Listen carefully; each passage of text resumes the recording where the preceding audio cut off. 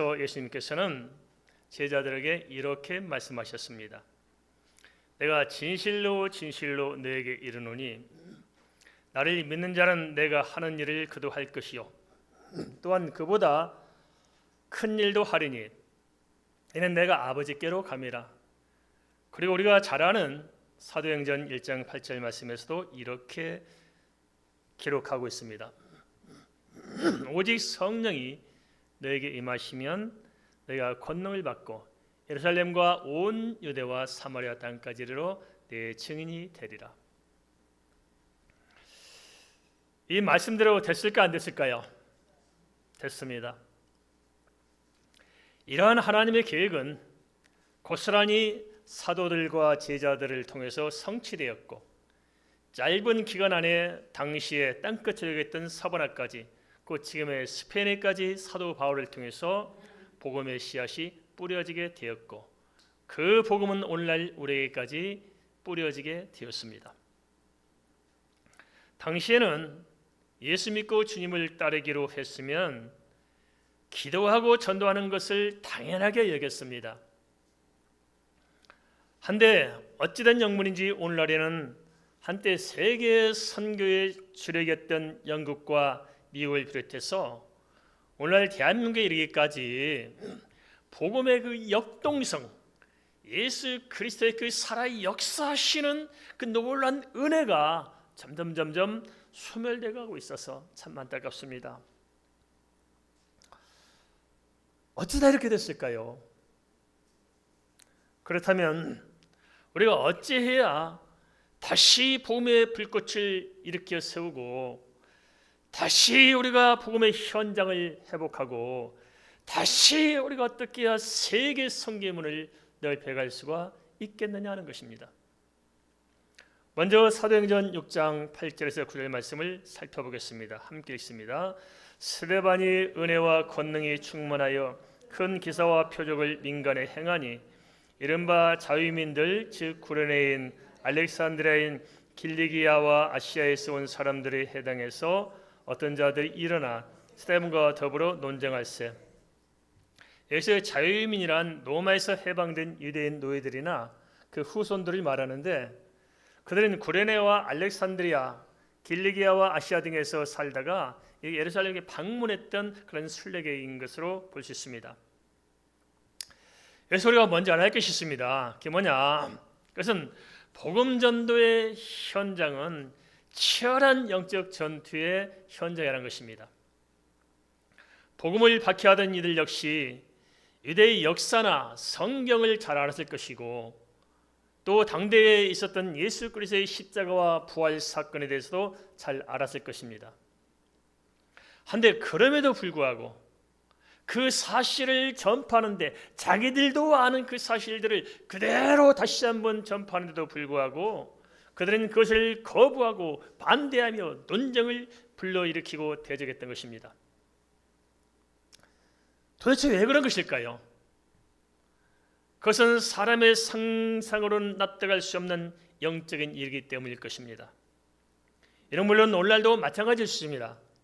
언제 어디선지 복음을 증거하면은 흑암의 세력들은 발악할 것입니다. 그렇지만 중요한 것은 그럴지라도 사도들은 물론이요 스데반 역시 지금까지 믿음의 선진들은 결코 어떠한 위협에도 타협하지 않고 담대하게 그것을 극복해 나가며 복음을 증거했다는 사실입니다. 어디서 그런 영적인 담담이 생겼을까요? 어디서 그렇게 전하지 않고선 견딜 수 없는 뜨거운 열정이 있었을까요? 어디서 그렇게 사람들 두려워하지 않고 그렇게 강력하게 복음을 전할 수 있었을까요? 왜 멈추지 않고 복음을 전해야만 했을까요? 어떻습니까? 우리는 전도하러 갈 때 기대가 됩니까? 마음이 약간 짓눌립니까? 목사님 저도 그렇습니다. 제가 한때 아파트 전도를 많이 했습니다. 16층에서부터 쭉 배를 누르고 한 사람 만나고 내려오면은 배를 딱 누릅니다. 그걸 누르면 순간 제가 무슨 생각이 들까요? 집에 주인이 있기를 원할까요? 없기를 바랄까요? 집에 주인이 있고 문 열고 나면 아이고 놀랄래야. 그런데 딱 없으면 주여 감사합니다. 그런 날에 가요. 이게 우리의 현실입니다.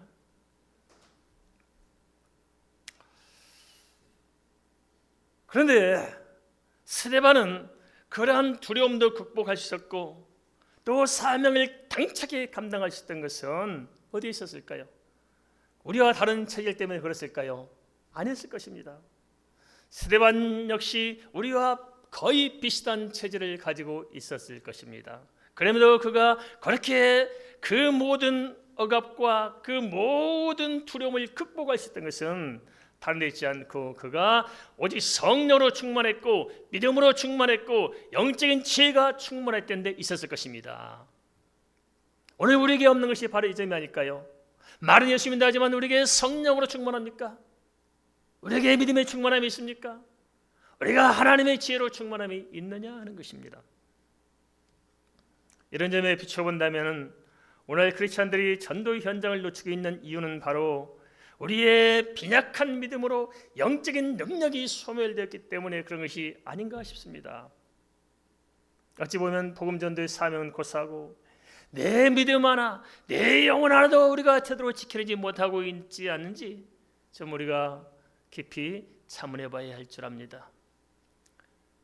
믿음의 능력이 빈약하면 전도의 현장에 나갈 엄두를 낼 수 없을 것이고 또 반면에 전도의 현장을 잃어버리고 살면 교회나 각기 개인 성도들이나 영적으로 무기력해져서 영적인 능력을 상실할 수밖에 없을 것입니다. 주님께서는 누가복음 18장 8절 하반절에서 인자가 올 때에 세상에서의 믿음을 보겠느냐고 말씀하셨습니다. 이 말씀은 어떤 의미일까요? 그것은 어디에서든지 누구 앞에서든지 크리스찬으로서의 당당한 신앙 고백, 내가 예수 믿는 사람이라는 것을 고백하며 살 수 있는 사람이 있느냐, 나가서 그 믿는 믿음을 다른 사람들에게 전하며 또 다른 영혼을 붙들어 줄 수 있는 그러한 믿음이 있느냐 묻고 있는 것이 아닐까요? 우리는 어찌 보면 너무 움츠려 있지 않는가 싶습니다. 좀 파워풀한 크리스찬, 주 예수 그리스도의 은혜 좀 강력한 크리스찬이 될 수 있기를 바랍니다.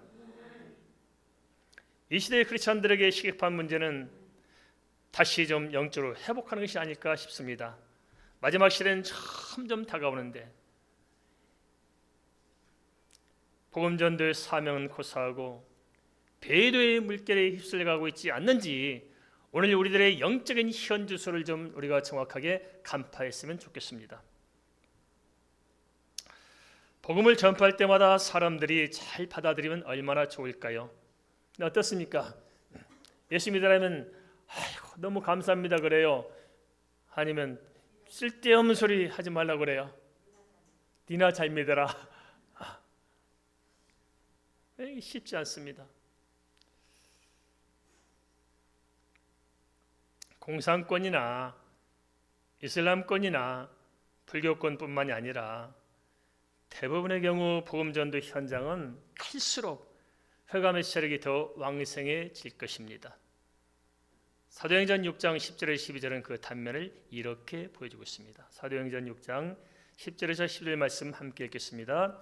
스데반이 지혜와 성령으로 말함을 그들이 능히 당하지 못하여 사람들을 매수하여 말하게 하되 이 사람이 모세와 하나님을 모독하는 말을 하는 것을 우리가 들었노라 하게 하고 백성과 장로와 서기관들을 충동시켜 와서 잡아가지고 공회에 이르러 그들은 세상적인 방법을 총동원해서 사람들을 매수하고 모함하고 백성과 장로와 서기관들을 충동시켜서 공회에 잡아다 세웠습니다.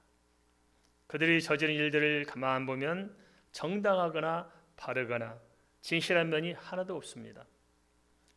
그들은 비열하게 사람을 매수했고 간교하게 사람을 모함하도록 했고 야비하게도 사람들을 충동시켜 모두가 때로 덤벼들어 스데반 한 사람을 그렇게 끌어 짓밟고자 했던 것입니다. 그러면 그 사람들이 도덕적으로나 윤리적으로나 잘못된 사람들이라 그럴까요? 원래 이렇게 포악한 사람들이라 그런 것일까요? 아닐 것입니다. 이유는 그들도 속고 있는 것으로 모든 종교와 우상 숭배와 무속과 불가지론과 이단 사이비와 이사 복음의 배후에는 사단이 있어서 그 사단이 사람들을 붙들고 흔들고 있다는 사실입니다. 광명의 천사로 가장한 사단이 만든 종교가 복음보다도 더 신비스럽고 더 고상하고 더 깊이 있어 보일 것입니다. 우리가 한번 가만히 생각해 봅시다.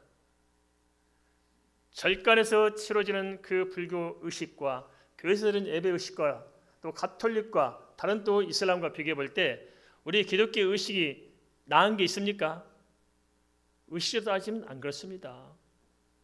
그들은 얼마나 거룩하고 얼마나 거창하고 얼마나 이렇게 멋들어지게 의식을 행하고 있습니까? 스들께서는 머리도 깎고 톱도 탁 있고 고요한 데서 막 또 좀 연불에 오는데 머리집 보면 기가 막히게 멋있어요. 나도 한번 저렇게 머리 깎고 한번 해볼까? 참 멋있어 보여요. 그렇지만 아닙니다. 왜 그럴까요? 그것은 줄 수 있는 것이 없기 때문에 그러한 종교적인 의식으로 사람들을 현혹하는 것입니다. 우리는 그럴 필요가 없습니다. 우리는 복잡할 것도 없어요. 우리는 하나님께 찬양하고 기도하고 그리고 말씀을 듣고 우리는 말씀대로 살면 그뿐입니다. 할렐루야. 왜냐? 복음에는 생명이 있고 능력이 있고 예수 그리스도 안에는 줄 것이 바로 이것이기 때문에 그렇습니다. 은과 금이 아닙니다.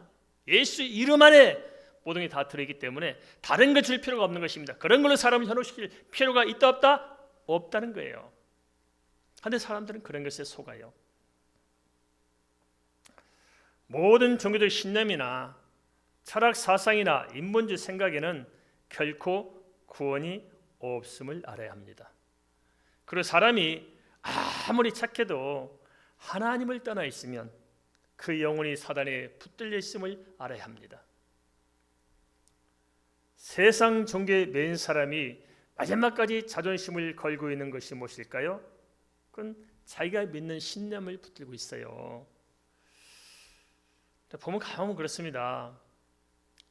가족 중에 뭐 어디 놀러 간다, 매 주일마다 뭐 야구 구경 간다, 또는 뭐 어디 바람쐬 다닌다면 아무 말 안 하는데 교회 간다면 길을 쓰고 난리치죠. 그런 경우 있어요 없어요? 많죠. 왜 야구 구경 가는 것은 괜찮고 매주일마다 없으면 자기 취미생활로 맨날 다니는 것은 괜찮아요. 근데 교회 간다면 불을 켜고 난리법석이에요. 그죠? 이게 바로 영적인 문제입니다. 사단이 준 마음 때문에 어쩔 수가 없습니다. 아무리 인격이 고상한 사람도 이 신앙 문제를 들고 나오면 이렇게 복잡해집니다. 그 배경에 대해서 에베소 6장 12절은 이렇게 말씀하고 있습니다. 우리의 씨름은 혈과 육을 상대하는 것이 아니요 통치자들과 권세들과 이 어둠의 세상 주관자들과 하늘에 있는 악의 영들을 상대함이라. 그렇습니다. 따라서 사단의 전략에 속으면 안 됩니다. 특별히 복음전도 현장은 사람들의 마음을 붙잡고 조종하는 눈에 보이지 않는 이 사단과의 치열한 영적 전투인 것입니다. 사단은 자기를 숭배하던 자들을 잃지 않으려고 발악을 하고 있음을 우리가 볼 수 있어야 합니다. 하지만 아무리 많은 사람들이 대적한다고 할지라도 아무리 사단이 발광을 한다 할지라도 성령께서는 항상 함께 하신 줄 믿습니다. 주님께서는 우리 안에서 우리와 함께 하십니다. 믿습니까? 주님이 함께 하십니다. 그 증거를 보면은 사도행전 6장 10절에서 스데반의 경우를 보면은 지혜와 성령으로 말함을 그들이 능히 당하지 못했다고 알려지고 있습니다. 그 많은 사람들이 왜 한 사람 하나 못 당해요? 그것은 성령께서 지혜로 함께 하시기 때문에 그렇습니다. 예수 그리스도의 복음이 선포되는 곳에서는 성령께서 강하게 역사하기 때문에 흑암에 붙들린 사람들은 성령의 지혜를 감당할 수가 없는 것입니다.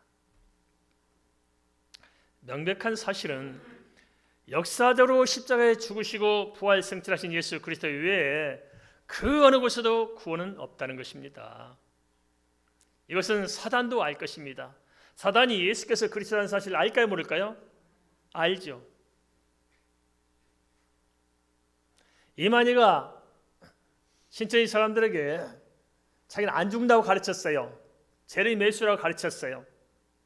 그래서 이만희 믿어야 구원받는다고 가르쳤고, 그래서 찬양단도 이만희 앞에 찬양을 해요. 죄를 매수니까. 그래서 지가 찬양을 받아요. 그럼 이만희 자신은 자기가 진짜 하나님을 믿는 것일까요? 이만희 자기는 자기가 안 죽는다고 믿는 것일까요? 안 그래요. 그건 지도 알아요. 그래서 종교 사기를 쳐서 먹고 사는 거죠, 이렇게. 그런데 그런 종교를 추종하는 것이 정말 불쌍하지 않아요? 답답하지 않아요? 속이 터질 일 아니겠습니까?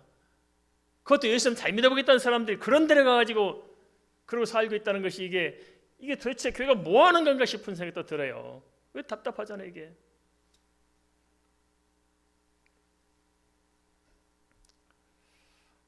복음은 종교적인 철학이 아니라 명확한 사실적 역사적인 진리입니다. 요한복음 3장 11절은 그래서 이렇게 말씀하고 있습니다. 진실로 진실로 내게 이르노니 우리는 아는 것을 말하고 본 것을 증언하노라. 천국이 없는데 마치 천국이 있는 것처럼, 지옥이 없는데 지옥이 있는 것처럼, 예수가 부활을 안 했는데 부활이 된 것처럼, 그렇게 상관없이 그냥 그렇게 우리가 믿음으로 고백하고 그런 것처럼 믿고 살자, 이게 아니라는 거예요. 종교는 그래요. 종교는 사실이 중요하지 않아요. 종교는 종교적인 카리스마가 중요하고, 종교적인 의식이 중요하고, 종교적인 종교성이 중요하고, 종교가 가지고 있는 자기들의 신념이 중요해요.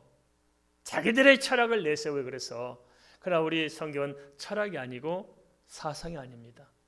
성경 다 뒤져보세요. 어디가 철학이고 어디가 사상입니까? 물론 그 안에 인생을 사는 철학도 있고 분명한 사상도 있지만은 성경은 사실을 이야기하고 있습니다. 명확한 사실.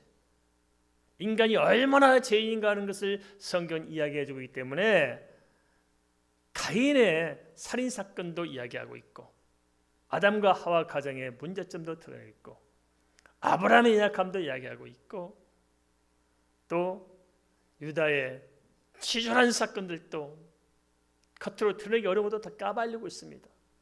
그러면서 인간이 죄가 무엇인가를 철저히 알고 오직 예수 그리스도의 복음으로 구원받도록 길을 열어놓고 있는 것입니다.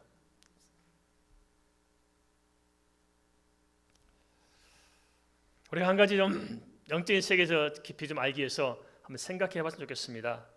어떻게 생각하십니까? 성령이 강하게 역사하는 때는 언제일까요? 언제 성령께서 강하게 우리에게 역사하실까요? 대체로 보면 그렇습니다. 성령이 강하게 역사할 때는 예배할 때 성령이 강하게 역사합니다. 아시겠죠? 예배할 때. 예배를 잘하면 성령의 은혜를 충만히 받습니다. 예배에 성공하면. 두 번째는 찬양할 때 은혜를 받습니다. 찬양할 때 성령이 강하게 역사한 거예요. 진짜 찬양하다가 한번 눈물 쏟고 굴러다녀 본 적이 있어야 됩니다. 그런 적 있습니까? 찬양 때문에 내가 그냥 막 완전히 속이 다 뒤집어져 가지고 다 죄를 토해놓고 땅바닥에 굴러다니는 그 강력한 역사. 그리고 기도할 때입니다. 기도할 때 성령이 강하게 역사합니다. 그래서 진짜 내 이성의 한계를 뛰어넘어서 영적인 깊은 세계를 보게 합니다. 기도할 때. 그리고 우리가 말씀을 대할 때 그 말씀이 정말 내 골수를 찔러 쪼개는 그것을 우리가 경험할 수 있습니다. 그리고 또 하나 우리가 전도할 때입니다. 전도할 때 성령이 강하게 역사하심을 경험할 수가 있습니다. 그러면 사단은 언제 가장 발악하는 것일까요? 사단도 마찬가지입니다. 사단도 예배할 때 강하게 역사해요. 그래서 예배 못하도록 해요. 지금도 그렇지 않습니까? 사단이 좀 친한 사람들, 사단과 좀 잘 통한 사람들은 지금 앉아 계시면서도 딴 걸 생각하고 계시죠. 그 사단으로 가까운 거예요. 예배에 집중 못한 거예요. 사단이 그렇게 해서 예배 못하게 방해하는 거예요. 그리고 언제 또 사단이 방해합니까? 기도할 때 기도 못하도록 꼭 일이 생겨요. 기도하려면 뭐 친구가 전화 와서 나오래. 그런 일 없어요. 그래, 그런 일이 생겨요. 그리고 찬양 못하게 해요. 찬양하려면 진짜 입이 안 열려. 그럴 때가 있어요. 또 말씀 듣지 못하게 해요. 주일께 말씀을 선포해도 어떤 분은 정말 말씀 듣고 정말 하나님의 시를 깊게 나가는데 어떤 사람은 시계만 쳐도 언제 끝나나 이렇게 하는 분 계셔요. 그렇죠? 그리고 꼭 다른 분들 말씀을 통해서 은혜 받는데 꼭 말씀을 들을 때마다 시험 든 사람이 계셔요. 있어요 없어요? 있어요. 왜냐하면 그게 사단의 역사이기 때문에 그렇습니다. 그리고 전도할 때 정말 강력하게 사단이 역사합니다.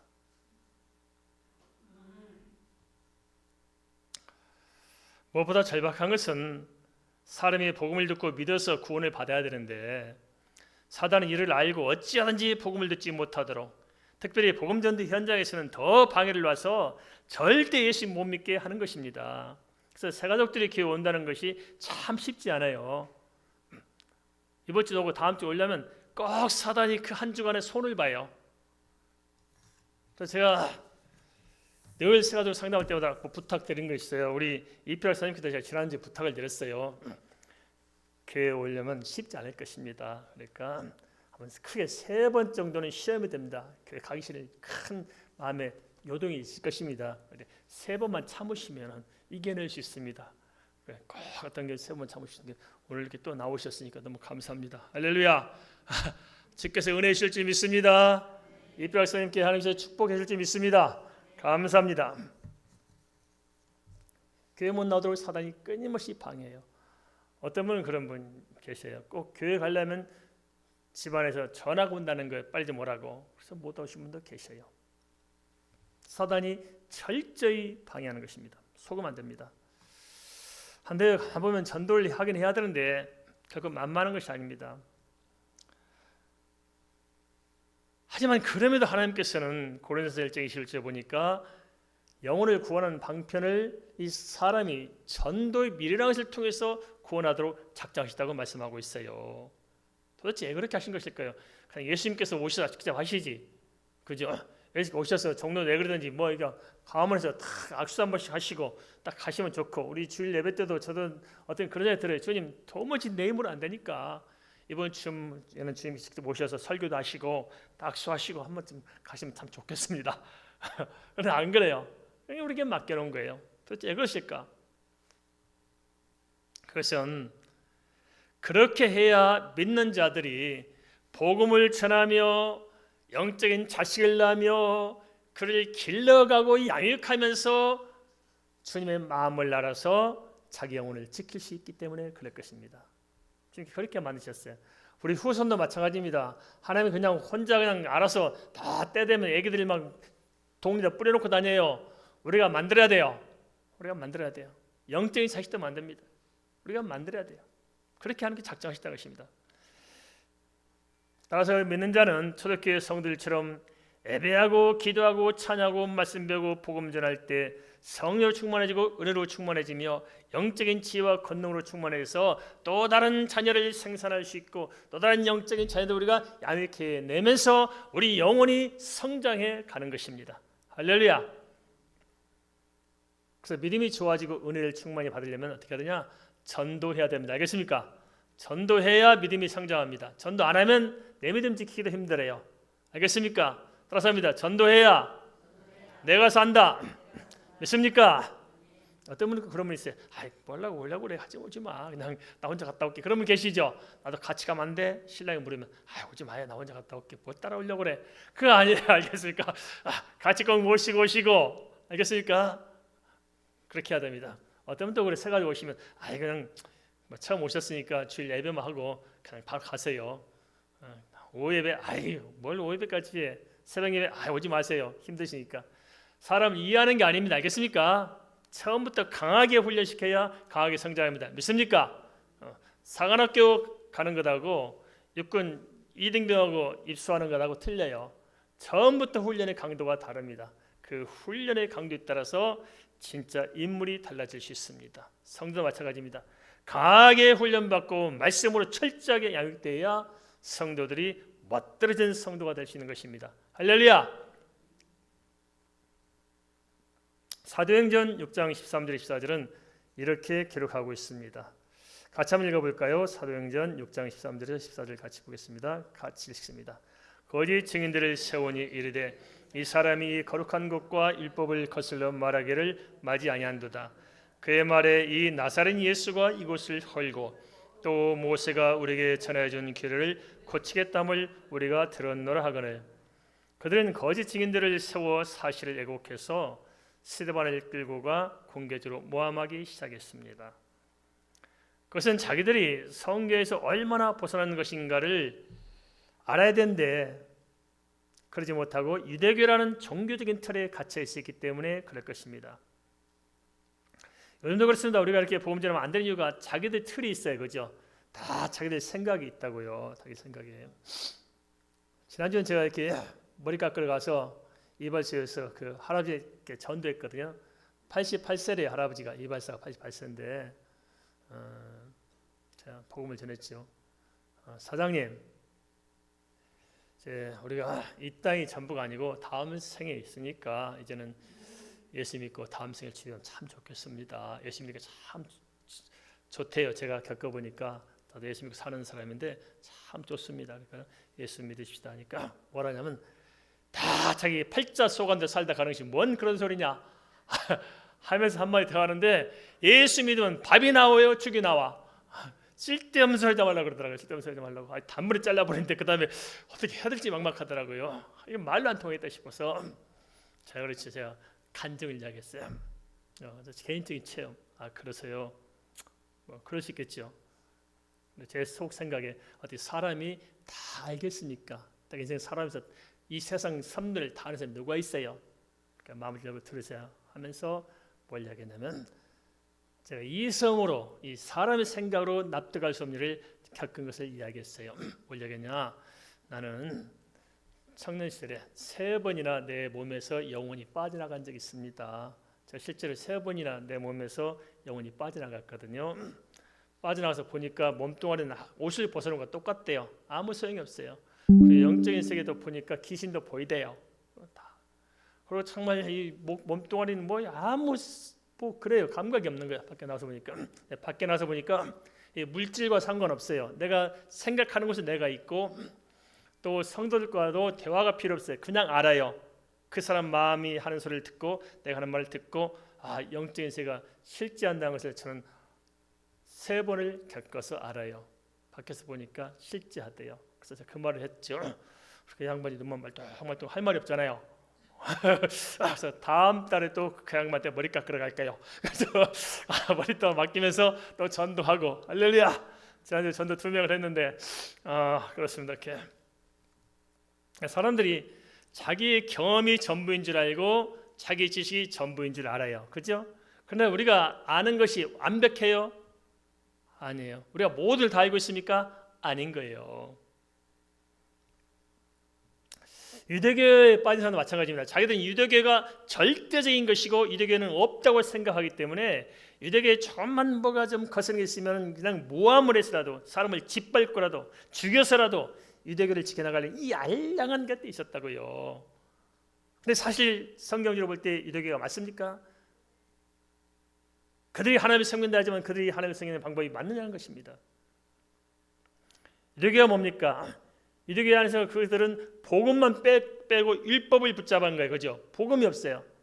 성경은 창세기 3장부터 시작해서 복음을 이야기하고 있잖아요. 창세기 3장 15절 말씀 원시 복음으로 시작해서 창세기 3장 21절 말씀 6월절 사건 전부 다 복음을 이야기하고 있는 거거든요. 아브라함이 이삭을 바친 사건 전부 다 복음을 좀 이야기하고 있는 것입니다. 다윗도 예수님을 보았고 아브라함도 보았고 모세도 할례를 하면서 예수 그리스도의 복음 그것을 붙들고 지금 이스라엘 백성들을 애굽에서 건져내려 가는 거잖아요. 전부 다 성경은 복음을 이야기하고 있습니다. 그런데 유대교는 그 복음을 빼고 율법만 붙잡았어요. 율법만. 그리고 하나님의 뜻은 유대 민족만 구원하기 원하셨을까? 열방을 구원하기 원하셨을까요? 열방을 구원하기 원하신 거예요. 그게 하나님의 뜻입니다. 열방의 구원. 하늘의 물결처럼 바다의 물알처럼 열방을 구원하길 원하셨는데 유대 사람들은 뭐예요? 자기들 아브라함의 혈통인 자기들만 구원이 있다고 생각해요. 그렇지만 사실상 아브라함의 혈통을 보더라도 그 당시의 유대 사람들도 아브라함 혈통만 있습니까? 아니에요. 출애굽할 때 벌써 허다한 잡족이 섞여 들어와 있고 또 그들도 이방으로 흩어지면서 노마로 가고 아수르로 가고 바벨로 흩어지면서 이미 혈통이 다 섞여져 있는 거예요. 그럼 어떻게 아브라함의 후손이라 할 수 있어요? 혈통적으로 우리 대한민국 사람들은요, 우리는 당군의 후손이라고 하죠. 옆 사람 보세요. 전부 다 당군의 순수 혈통이 있어요, 없어요? 당군 순수 혈통 맞아요? 우리 단일 민족 아니에요. 다 짬뽕 돼 있어요. 알겠습니까? 짬뽕. 근데 어떻게 이스라엘 민족만 구원받을 수 있냐고요? 하나님 뜻과는 전혀 다른 것입니다. 그리고 결정적인 문제가 뭐냐면, 유대교의 결정적인 문제가 뭐냐면 창세기 1장 1절부터 성부, 성자, 성령 하나님 이야기하고 있어요.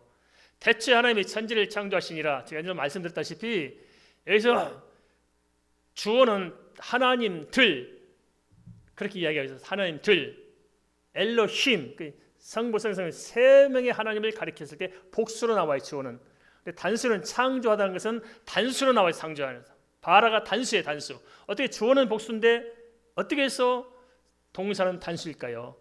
그것은 하나님은 성부, 성자, 성령 삼위일체 하나님이지만 셋이지만 하나라는 것이에요. 그래서 셋이지만 하나이기 때문에 동사가 단수가 나오는 거예요. 그래서 창세기 1장 1절부터 삼일체 하나님을 이야기하고 있다는 거예요.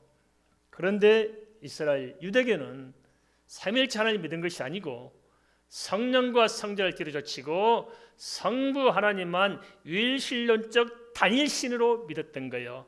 그러면 성경 우리가 믿는 하나님과 같아요? 틀려요? 틀립니다. 우리는 삼일체 하나님 믿는 것이고 성부 하나님의, 성자 하나님의, 성령 하나님의 동일성을 우리는 믿는 것입니다. 믿습니까? 달라요. 한데도 거기서 빠져나오지 못하고 유대교 패권주의를 내세워 거짓을 주장해서 사람들을 모함하고 핍박했던 것입니다. 그리고 예수님께서는 그들을 가리켜 독사의 자식들이라고 탄식했던 것입니다. 안타까운 것은 생명의 복음을 저버리고 종교에 빠지는 것은 결과적으로 사단이 준 마음임을 알지 못한다는 것입니다. 요즘도 똑같아요. 이 사단이 준 마음에 붙들리는 것을 알지 못해요. 너무너무 안타깝고 답답하잖아요. 이걸 보면은 핍박이 없으면 좋겠지만 역사를 볼 때도 수많은 사람들이 순교의 제물이 되어 왔습니다. 무엇 때문에? 복음을 전하고 예수 믿는 신앙 때문에 많은 사람이 죽었다는 거예요. 로마 시대만 해도 10만 명 이상이 예수 믿는 것 때문에 죽었습니다. 10만 명이 적은 수입니까? 예수 믿는 것 때문에 죽은 거예요. 사단의 발악, 그 강력한 발악이 로마 시대 10대 왕들에 주어졌는데 그때 10만 명이나 죽었습니다. 중세 시대에도 수십만 명 이상으로 추정된 사람들이 예수 믿는 것 때문에 죽었습니다. 20세기에는 더 많이 죽었어요. 2600만 명에 대한 사람이 20세기에 예수 믿는 것 때문에 죽은 거예요. 2600만 명이나. 그리고 21세기에는 5천에서 1만 명 정도가 순교의 제물이 되었고 지금도 세계 도처에서 예수 믿는 것 때문에 순교의 제물이 된 사람들이 허다합니다. 오늘날 세계 도처에 이렇게 비슷한 일이 벌어지고 있는데 너무너무 안타깝습니다. 그런데 보면 다행인 것은 우리 대한민국은 예수 믿는다고 뺨 맞아보는 사람이 있어 없어요? 있어 없어요? 없어. 우리 복음 전한다고 감옥 가요? 안 가요? 안 가. 이런 점을 생각하면 신앙의 자유가 보장된 이 사회에서 우리가 복음을 전하지 않고 산다는 것은 어쩌면 책임 회피가 아닐까요? 우리가 너무 무기력해 되는 것이 아닐까요? 편하다, 안전하다 자꾸 그렇게만 예수 믿고 살다 보니까 오히려 믿음이 다 사라지고 연약해진 것이 아닐까요? 이것이 과연 크리스천에서 온당한 것인지 한번 생각해 봤으면 좋겠습니다. 이제 시간이 많이 지났기 때문에 이제 남은 시간 5분밖에 안 남은 것 같아요. 시간이 말씀을 전할 시간이. 근데 예배를 끝내야 되니까 말씀을 이만큼 마치고, 그죠? 이만큼 마치고 이제 못한 부분들은 문서로 이렇게 원고로 보내드리겠습니다. 죄송스럽습니다. 그죠? 또 이렇게 시간을 안 지키면 또 그렇잖아요. 시작 시간은 틀려도 끝날 시간 똑같아야 우리가 시작이 없지 않겠어요. 그죠? 그죠? 좀 우리가 항상 12시 15분에 끝나잖아요. 그죠? 약속된 시간이니까. 그래서 오늘 이만큼 마치겠습니다. 결론만 좀 말씀드리겠습니다. 복음을 전하는 것은 우리의 사명입니다. 그리고 이것은 우리가 회피하시는 이유가 뭐냐면 우리가 복음을 전해야 내 영혼이 성장할 수 있고 또 다른 사람들을 섬길 수 있습니다. 이것이 쉽지 않습니다. 핍박이 있을 수 있습니다. 하지만 두려울 필요 없습니다. 성령께서 함께 하십니다. 그리고 우리가 복음 전도에 나갈 때 두려워 여길 필요 없습니다. 우리는 그 배후에는 사단의 세력을 봐야 합니다. 그래서 우리가 두려워하지 말고 담대히 복음을 전하면 사단이 꼬리를 내리게 될 것입니다. 설령 우리가 복음 전하다 핍박을 당할지라도 그 핍박이 우리에게 유익하게 될 것입니다. 두려워하지 마시고 놀라지는 마시고 멈추지는 마시고 우리 한 생에 주의 나라를 바라보면서 정말 이렇게 복음을 전하는 그런 삶이 되었으면 참 좋겠습니다. 우리 말씀하면서 함께 기도하겠습니다.